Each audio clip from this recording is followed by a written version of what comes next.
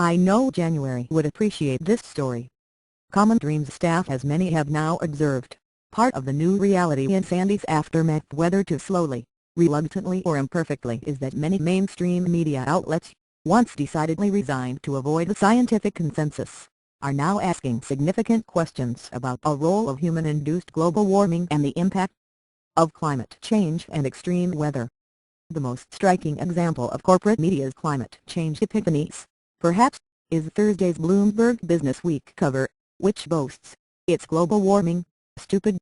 Though the climate connection, thank you for trying, verbose. This recording will go away once the product has been purchased.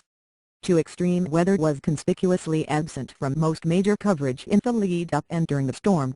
Stephen Lacey at Climate Tech Progress documents how, starting Tuesday afternoon, there was an increase in climate-related stories, with extensive segments appearing on Al Jazeera, Current TV, MSNBC, and NBC. Even Fox News, he notes, has gotten in on the act.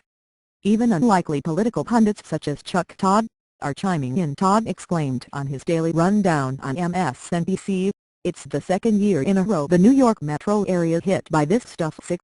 Let's not bury our heads. Thank you for trying, verbose." This recording will go away once the product has been purchased.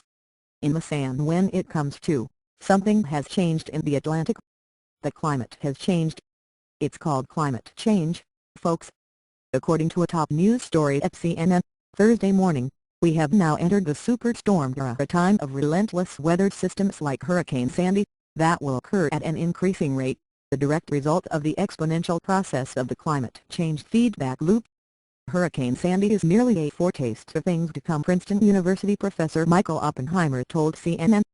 Bigger storms and higher sea levels will, thank you for trying, verbose. This recording will go away once the product has been purchased. Pile on to create a growing threat in the coming decades.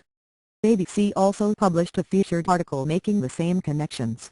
If the growing trend shown in early data continues, hurricanes will show themselves to be the most tangible impact of climate change. As the globe warms, ice melts, contributing to rising sea levels.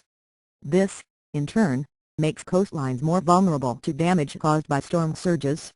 In the Businessweek exposed, uncharacteristic of the conservative, pro-business publication, author Paul M. Barrett pulls together voices from the climate science community, some of whom were less, thank you for trying, verbose. This recording will go away once the product has been purchased. Likely to speak out about global warming prior to Hurricane Sandy, critiquing this year's presidential candidates for their stubborn silence.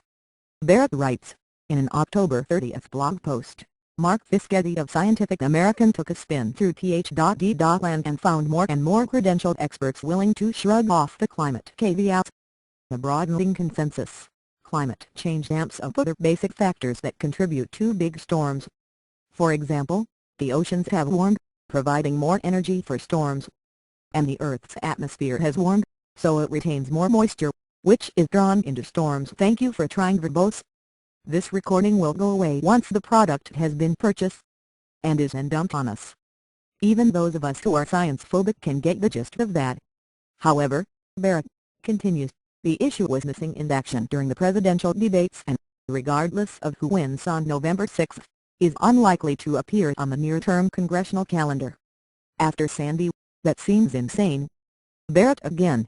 An unscientific survey of the social networking literature on Sandy reveals an illuminating tweet. You read that correctly, from Jonathan Foley, director of the Institute on the Environment at the University of Minnesota.